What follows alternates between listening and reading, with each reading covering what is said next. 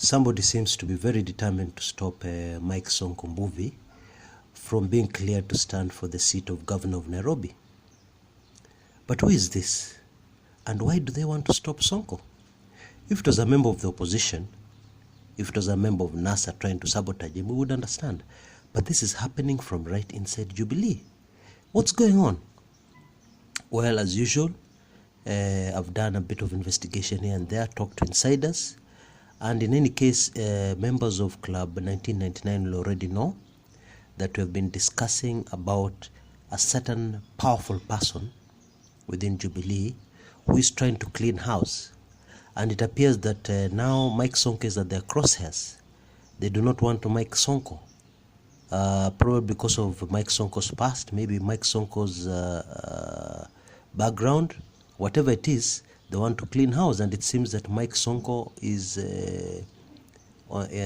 part of what they want to clean out of Jubilee. But let's back up a little so that we understand exactly what we're talking about. Mike Sonko Mbuvi, first of all, needs no introduction. He is one of the most, if not the most popular politician we have in the country at the moment. In the last general election, he got more votes in Nairobi than the president got. Yeah? He is extremely popular. And he's also very generous. And it appears he's very wealthy. He has got endless sources of cash.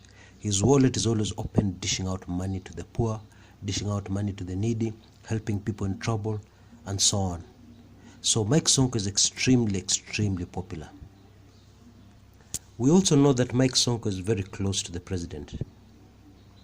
I mean, since the beginning of this administration, he has been very close. He has been a close supporter. He has been the first to come out guns blazing at anybody who would dare try and attack the president. So we already have those as facts. Members of the exclusive Club 1999 will know that there have been major changes within Jubilee. In fact, let's put it this way, within the Jubilee High Command. Those changes have been so major that they have affected the president. We now have a very short-tempered president. The president has changed. It seems that he has a completely new set of advisors. That's what it looks like on the outside. But members of my exclusive Club 1999 know what is happening. They know that what the changes that have taken place within that have caused this big change. Now, in Sonko's latest troubles, there's been a lot of pressure on him, including a request that he produces his Form 4 KCSE certificate. And we know very well that Mike Sonko has recently completed a degree course. He did all this in preparation to stand for the governorship of Nairobi. And it seems somebody's trying to frustrate him. Now, what did Mike Sonko say? Actually, Mike Sonko pointed to where his troubles are coming from. He said that there's somebody very high up in the office of the president who is trying to frustrate him. Actually, he was talking about the vice chairman of the Jubilee party, former Gatanga MP David Murathe. Murathe has, of course, denied everything. He has said the Jubilee are not opposed to anybody standing for any post. But, folks, this is politics. People don't really say the truth. In fact, politics is the art of telling convincing lies. Because we know for a fact that Sonko has some obstacle in front of him. We know for a fact that Sonko is being frustrated. So we need to answer the mystery by who. Now let's take a closer look first of all at this Bwana Murathe. Bwana Murathe was last in parliament in 1997. And he got elected under a party called SDP, Social Democratic Party. The Social Democratic Party was a party which had a presidential candidate that year in the name of Charity Ngilu, actually the first woman to stand for president in Kenya. And actually she performed quite credibly, although she was fourth, or was it fifth? She had a sizable number of votes, and she gave a good account of herself. Anyway, so Murathe got elected under that party ticket. But after he was knocked out 5 years later, the man has been in the cold. And he was in the cold for over 12 years until the president picked him up and appointed him deputy chairman of Jubilee Party. one of his first tasks was to oversee the merging of the Jubilee Party and William Ruto's URP, which he did successfully. Our investigation showed that, or rather my investigation showed that Murathe has got nothing personal with Sonko, but is actually taking orders from somebody. He's taking orders from somebody high up in the Jubilee Party. And I can assure you it's not President Uhuru, Sonko's bosom buddy. It is somebody else. Now, Club 1999 members, if you look in your inbox, you will see my detailed report where I name this person and I explain exactly why they're trying to frustrate Sonko. But for the rest of us, let me just try and summarize it.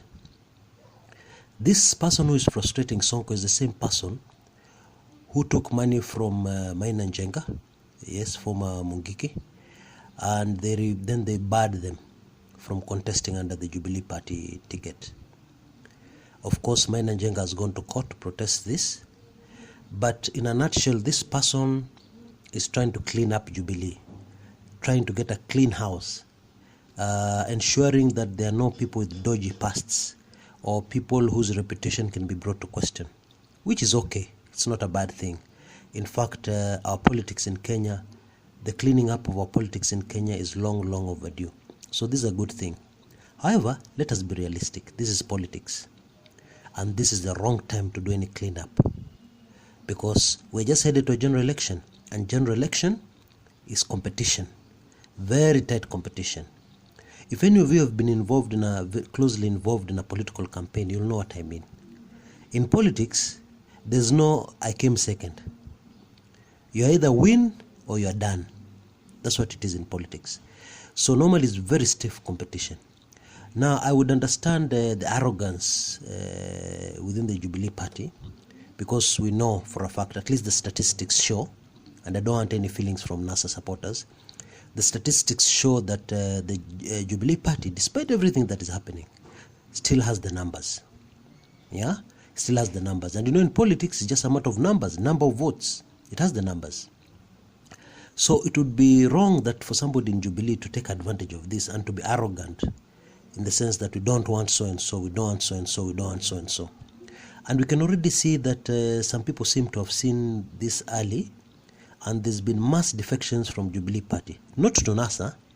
People have just defected from Jubilee to other parties which support President Uhuru's re-election. In other words, what these politicians have done is that they have told Uhuru, sorry, we don't want to belong to Jubilee Party, but we are still supporting you, damn. That's what has happened. And it's true, they're firmly behind the president, but they don't want to be in Jubilee Party. So that tells you a lot. And it seems that Mike Sonko is the latest victim of this so-called cleanup within Jubilee. And this, in my opinion, is very dangerous in an election year. Because in an election year, the competition is tough. In an election year, you do not want to make enemies within your own party, because that leaves you vulnerable. These enemies can decide tomorrow to do the unthinkable and cross over to the other side. So it is my hope, and I believe it is the hope and prayer of many Jubilee supporters. I'm not a Jubilee supporter, but I would not be happy with the current developments within the party. And nobody would, because if I can refer to my earlier report, these developments are affecting the performance of our president. And Uhuru Kenyatta is still our president until the elections. So if our president is affected, I am affected, because the decisions he makes every day affect all Kenyans. So in that context, it's my hope that something will be done to correct this situation. Meanwhile, Mike Sonko is doing his best to get the certificate of good conduct from the CID, which seems to have been blocked by somebody powerful. We already know that he has a KCSE certificate because he stood in the last election. So if he presented all his papers in the last elections and they're okay, why would you need to hassle him with a KCSE certificate? Well, it is said this is one of the requirements of the IEBC, but most Kenyans smell a rat. Because really we're dealing with the Jubilee nominations here. We're dealing with the mchujo Jubilee. So when you start frustrating and blocking one of your most popular candidates, then obviously somebody's going to smell a rat, rules or no rules.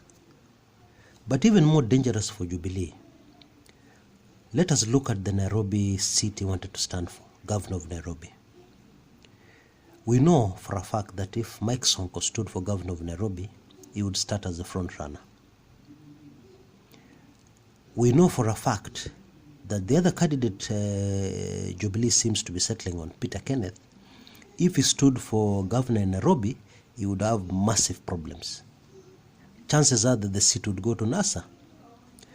In fact, we know that Peter Kenneth, always make, if you remember his popular catchphrase in the last elections where he stood for president and did very poorly.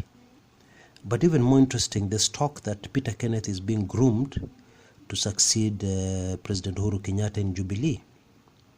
Now this is interesting, and it would make sense why somebody would want to really push for Peter Kenneth to be the Jubilee candidate in Nairobi. But even if you're grooming a person, are you ready to sacrifice the Nairobi governorship just because you're grooming a person to take over from the Jubilee party leader? A lot of us are very naive in politics and we don't know a lot about backroom deals. But I have covered very many elections. And I can tell you this for a fact. If Peter Kenneth stood for governor of Nairobi as the Jubilee candidate, there's some very senior people within the Jubilee party who would sponsor the NASA candidate. Of course, they do this very secretly. They do this through third party and fourth parties and so on. But why would they do this? Because some of these senior people within the Jubilee party have ambitions to stand for president. So it would make sense, wouldn't it, to frustrate the person being groomed to be president after Uhuru. These 2022 candidates, of course, want to clear the way as much as possible for their candidature. So if they see somebody growing and being built up for that seat, wouldn't it make sense to make sure they frustrate him every bit of the way? That's politics, my friends. That's how politics is done. So if the status quo are to remain and Sonko is to be locked out, that's the situation we're going to have in Nairobi. And let me spell it out. Some of these people looking at 2022 are people like William Ruto. We all know the hustler has money. And we all know that the hustler is not a fool. In fact, he's a very, very sharp, smart person. So, this is obviously, I can guarantee you, that if Peter Kenneth goes through and becomes the sole candidate for Jubilee, we have trouble. And it's not good for Jubilee party. Of course, NASA people will be very happy. Because if Peter Kenneth is a Jubilee candidate, gentlemen and ladies, I can assure you, NASA are going to have a walk in the park in Nairobi. They're going to have a walk in the park. Whoever the candidate is going to be, they're going to have a walk in the park. Remember that Sonko has such strong support. His supporters are so emotional about him that I would not rule out many of his supporters voting against the Jubilee candidate in protest. You know what a protest vote is. You don't like the candidate you're voting for, but you're voting for them to spite the other candidate. In fact, this happened in 2007. If I can just backtrack to give you a good example. In 2007, it's not that people liked Raila. Raila received massive votes across the country. It's not that they really loved him. What people were doing is they were casting a protest vote against Mwai Kibaki. So the same thing can happen in Nairobi. I assure you it can happen. And therefore, I advise those people calling the shots within Jubilee, they need to do something about this as soon as possible to avoid disaster.